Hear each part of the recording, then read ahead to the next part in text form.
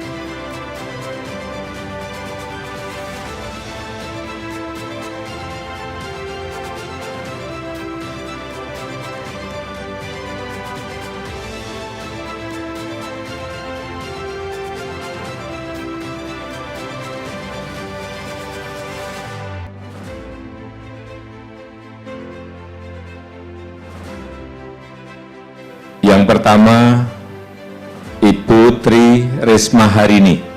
Bu Tri Risma Harini akan kita berikan tanggung jawab untuk menjadi Menteri Sosial.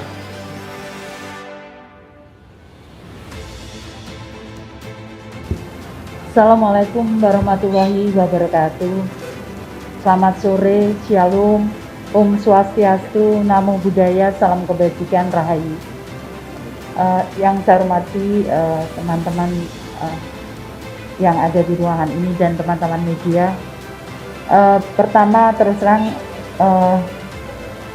saya cukup kaget meskipun sudah banyak yang membicarakan, tapi terus terang saya tidak pernah berpikir atau membayangkan menjadi menteri, karena ini kepercayaan Bapak Presiden dan Bapak Wapres, dan ini untuk saya mengabdi untuk negara, maka saya matur nuwun kepercayaannya oleh Bapak Presiden dan Bapak Wapres serta tentunya seluruh bangsa Indonesia.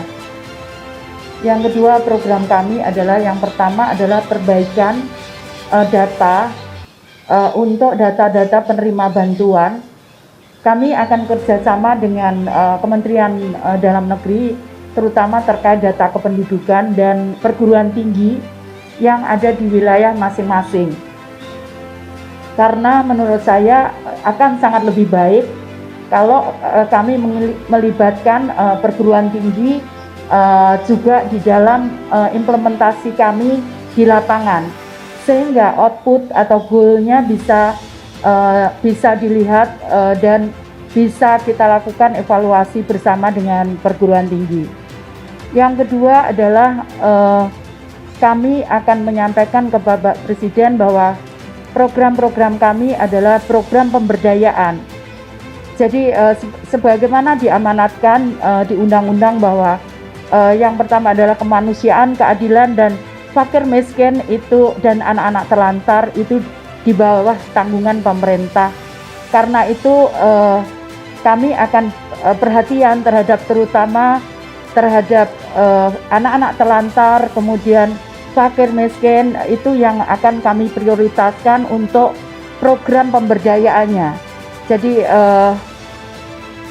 sehingga anak-anak kita bukan hanya menengadahkan tangan, tapi mereka bisa melakukan segala sesuatu, termasuk yang sudah kami lakukan sebelumnya adalah bagaimana meskipun mereka disabilitas, namun mereka bisa berguna dan bermanfaat. Juga anak-anak jalanan, mereka bisa berguna untuk bangsa dan negara kita.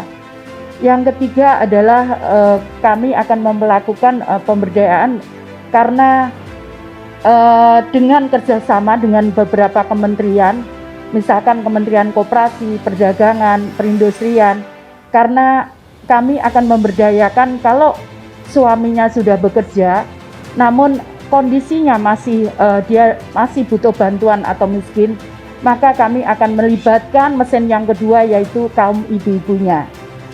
Kami akan bekerja sama dengan program yang sama. Tadi saya sampaikan membentuk koperasi bisa di tingkat kecamatan dan bisa di tingkat kelurahan. Kita akan lihat perkembangannya membutuhkan karena tiap daerah itu mempunyai karakteristik yang berbeda-beda. Namun kita punya pengalaman bahwa koperasi itu sangat membantu. Kemudian juga bagaimana meningkatkan income dan mengurangi pengeluaran. Itu yang kita lakukan. Jadi misalkan mengurangi pengeluaran, kita berikan program-program pertanian yang bisa dilakukan dengan cara sederhana, sehingga tentunya bekerja sama dengan Kementerian Pertanian, sehingga bisa dikurangi untuk pengeluaran. Kemudian untuk peningkatan pendapatan, maka kita akan buat program-program. Tadi saya sampaikan bekerja sama dengan kementerian-kementerian yang lain.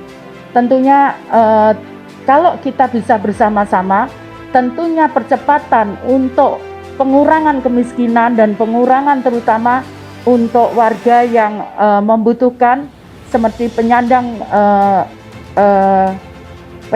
disabilitas dan kemudian masalah sosial itu bisa ditangani secara komprehensif dan terintegrasi. Meskipun kami harus melakukannya tidak bisa sendiri, kami harus bekerja sama dengan kementerian yang lain. Saya kira itu, dan kemudian yang terakhir tentunya untuk anak-anak terlantar.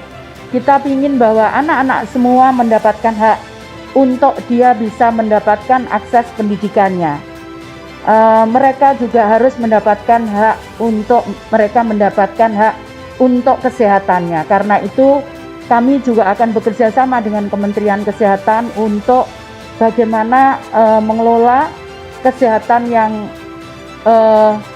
kita berikan bisa mempunyai hak untuk warga memang yang penyandang permasalahan sosial.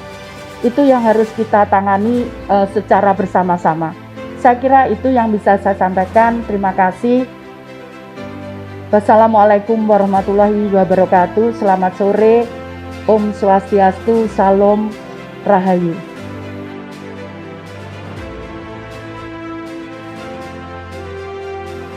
Kemudian yang kedua yaitu Bapak Sandiaga Salahuddin Uno. Beliau akan kita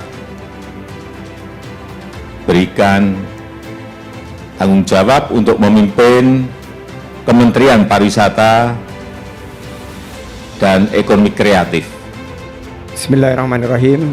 Assalamualaikum warahmatullahi wabarakatuh. Salam sejahtera bagi kita semua. Shalom, Om Swastiastu, Namo Buddhaya, salam kebajikan, salam sehat, salam hormat, penuh semangat.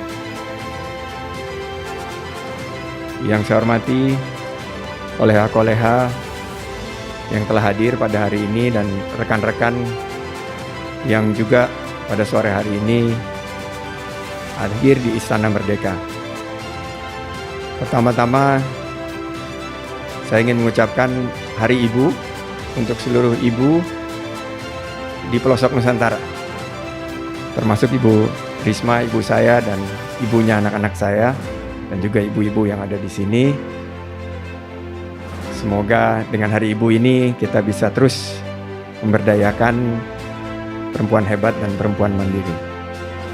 Syukur kehadirat Allah Subhanahu wa Ta'ala bahwa di tengah pandemi COVID-19 kita masih bisa berkumpul dan insya Allah hadir pada acara yang mudah-mudahan membawa keberkahan ini.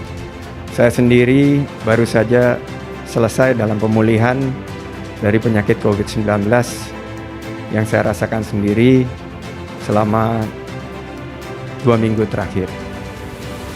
Dan tentunya dalam konteks ini tugas dan amanah yang disampaikan oleh Bapak Presiden dan Bapak Wakil Presiden teramat sangat berat. Karena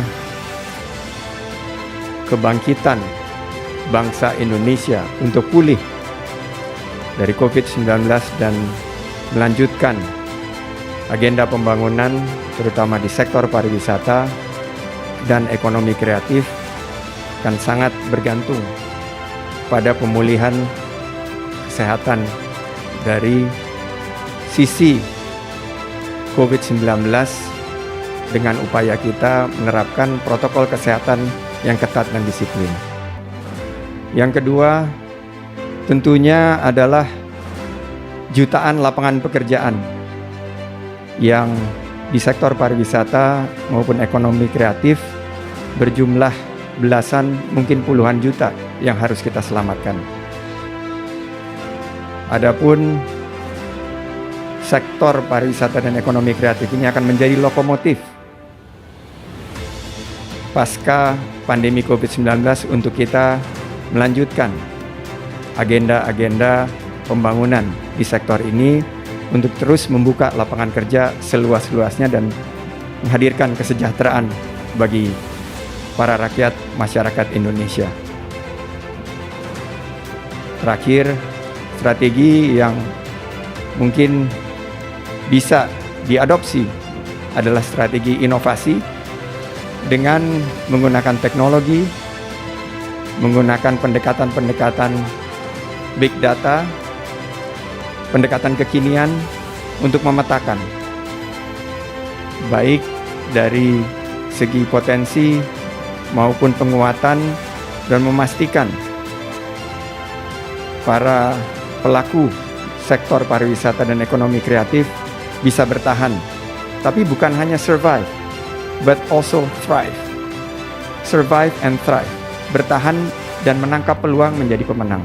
Strategi inovasi. Kedua adalah strategi adaptasi, karena kita sekarang menghadapi pandemi, mendahulukan kesehatan dan keselamatan di setiap destinasi pariwisata dan di setiap lini ekonomi kreatif.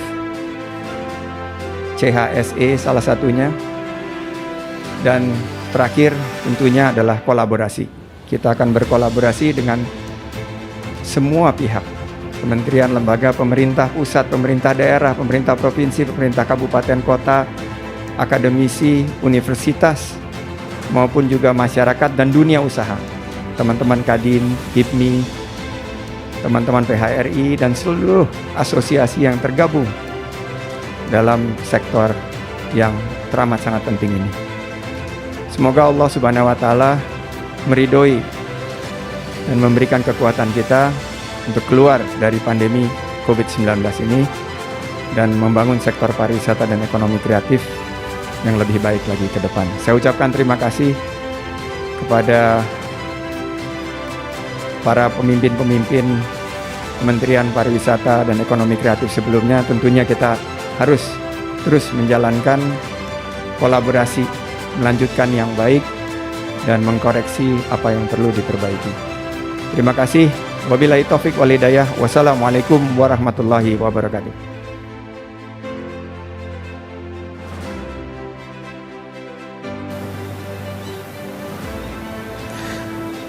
Kemudian yang ketiga,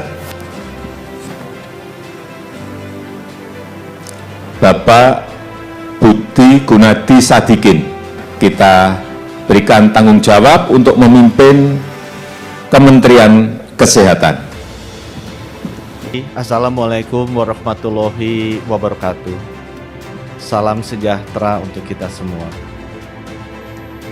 Bapak Ibu, saya mengucapkan terima kasih atas tugas dan kepercayaan yang diberikan oleh Bapak Presiden dan Wakil Presiden kepada kami. Semoga amanah ini bisa kami jalankan dengan sebaik-baiknya. Kami ditugasi, salah satunya adalah untuk mengatasi masalah yang disebabkan oleh virus SARS-CoV-2 ini. Sehingga semua anak-anak kita bisa segera kembali ke sekolah, belajar bertemu dengan guru-gurunya.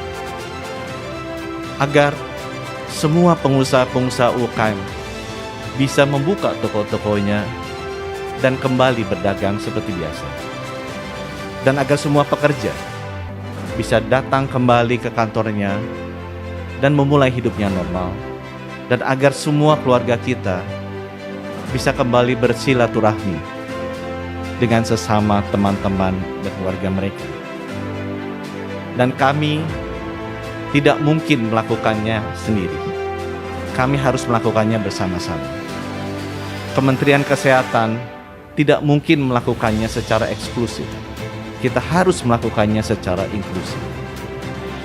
Dan kami percaya tidak cukup pemerintah membuat program-program pemerintah sendiri, tapi ini harus merupakan suatu gerakan yang dilakukan bersama-sama dengan seluruh rakyat Indonesia.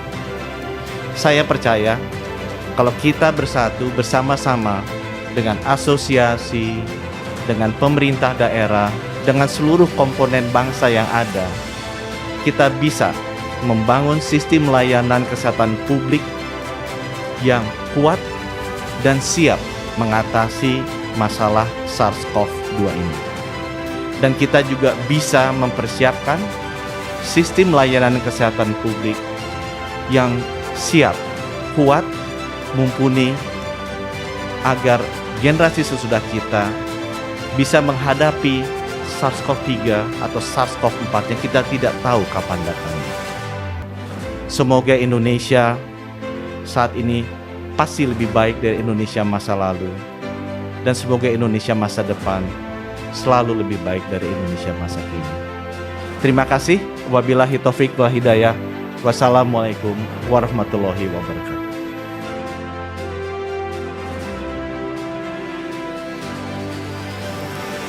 Yang keempat adalah Bapak Yakut Khalil Qaumas.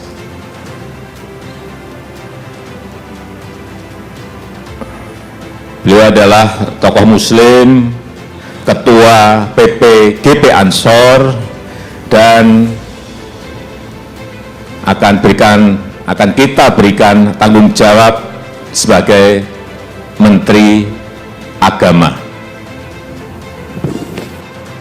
Assalamualaikum warahmatullahi wabarakatuh. Alhamdulillahirabbil alamin. Inna lillahi wa inna ilaihi raji'un.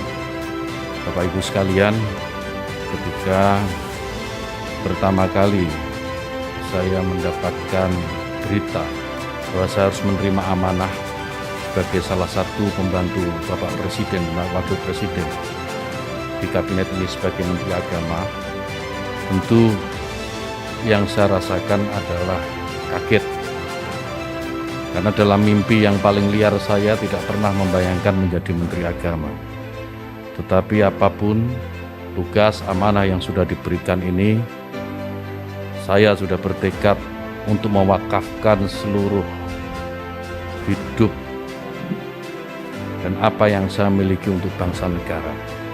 Dan kebetulan sekarang mendapatkan kesempatan melalui Kementerian Agama, saya akan melakukan apa yang paling baik untuk bangsa dan negara ini.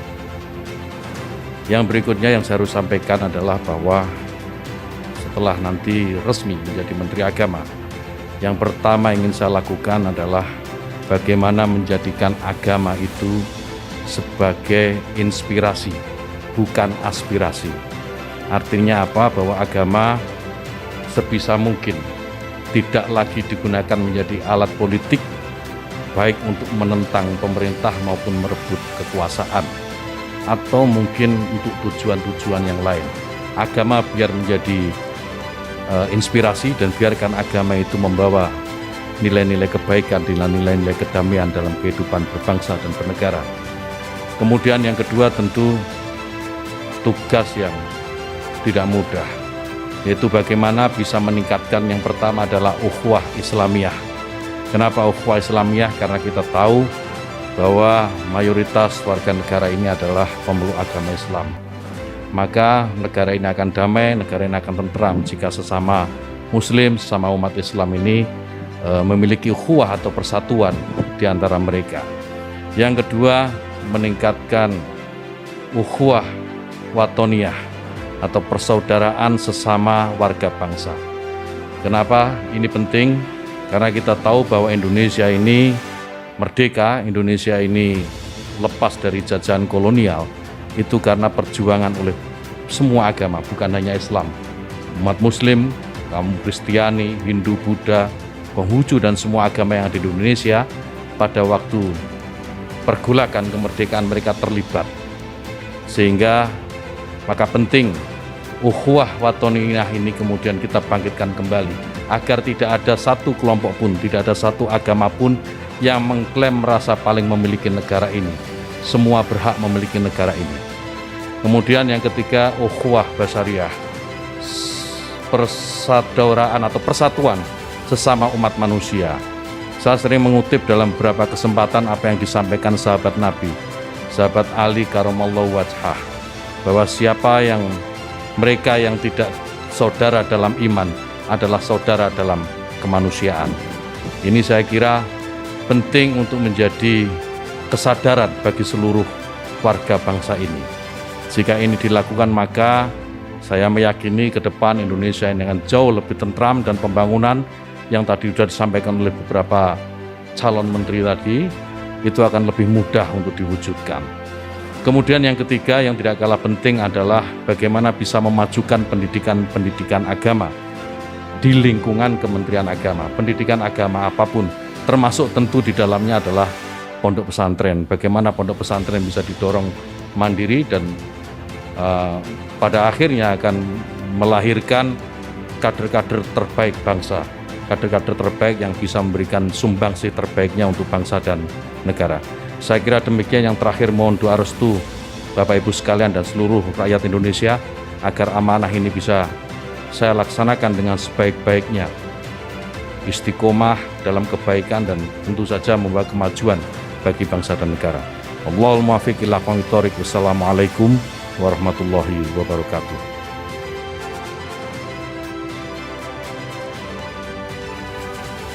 Yang kelima, Bapak Sakti Wahyu Trenggono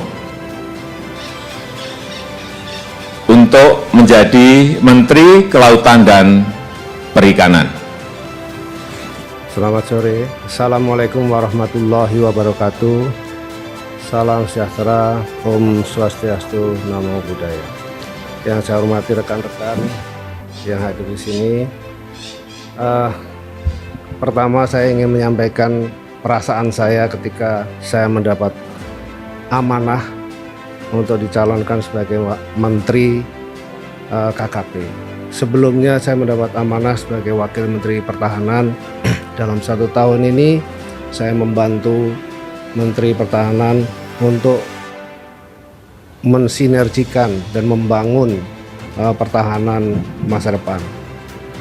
Nah, selanjutnya dalam 1 tahun ini secara mengagetkan juga tiba-tiba saya diminta untuk membenahi, kemudian melanjutkan dan mengelola yang namanya kelautan dan perikanan.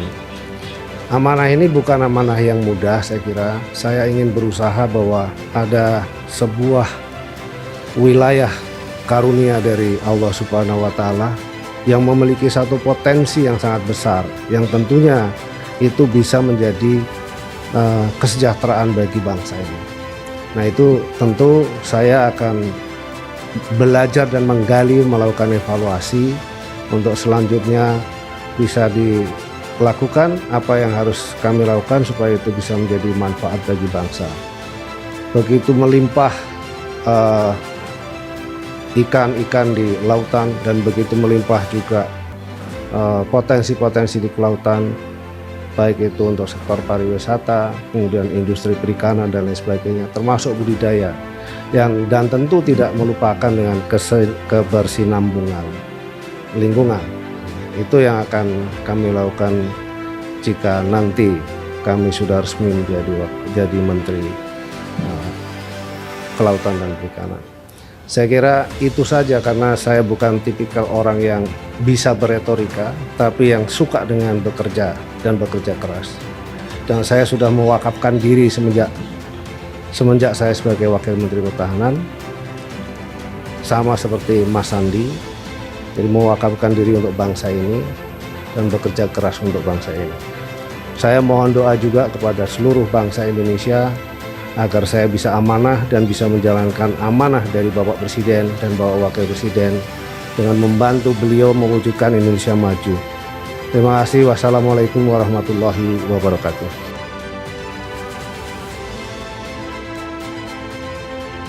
Yang terakhir, Bapak Muhammad Lutfi.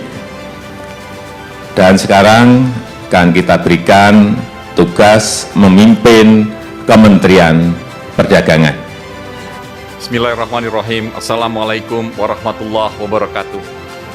Selamat siang dan salam sejahtera bagi kita semua. Yang saya hormati rekan-rekan sahabat yang dipanggil oleh Bapak Presiden pada sore hari ini. Yang saya hormati Bapak dan Ibu yang hadir pada sore hari ini juga. Saya merasa terhormat sekali dan berterima kasih kepada Bapak Presiden dan Bapak Wakil Presiden atas kepercayaannya yang diberikan kepada saya. Saya berjanji akan bekerja sekuat mungkin, sepandai mungkin, secakap mungkin untuk memastikan perekonomian Indonesia akan lebih baik di masa yang akan datang. Seperti kita ketahui bahwa ekonomi dunia berada pada situasi yang sangat sulit. Beliau mempercayakan saya untuk memimpin Kementerian Perdagangan, dan Kementerian Perdagangan ini adalah sesuatu lembaga yang mekanismenya adalah memastikan bahwa arus barang berjalan dengan baik, kegiatan ekonomi berjalan dengan baik agar kesejahteraan dapat tercipta bagi rakyat Indonesia. Pada saat yang bersamaan, saya akan berjanji karena Menteri Perdagangan itu kalau dianalogikan sama seperti wasit bertinju. Pembeli penjualnya adalah petinjunya dan rakyat Indonesia adalah penontonnya. Ketika wasit tidak melakukan sesuatu dengan hal yang semestinya dilakukan, penonton dan petinju-petinju ini akan melihat kecurangan ataupun kekurangan. Oleh sebab itu, saya akan berjanji menjadi transparan. Kementerian ini akan memastikan juga bahwa ekonomi Indonesia harus berjalan secara baik, secara efisien untuk mensejahterakan bangsa dan negara. Terima kasih. Wabillahi taufiq wal hidayah. Wassalamualaikum warahmatullahi wabarakatuh. Pelantikan akan dilaksanakan insya Allah besok pagi. Saya rasa itu yang bisa saya sampaikan. Terima kasih. Saya tutup. Wassalamualaikum warahmatullahi wabarakatuh.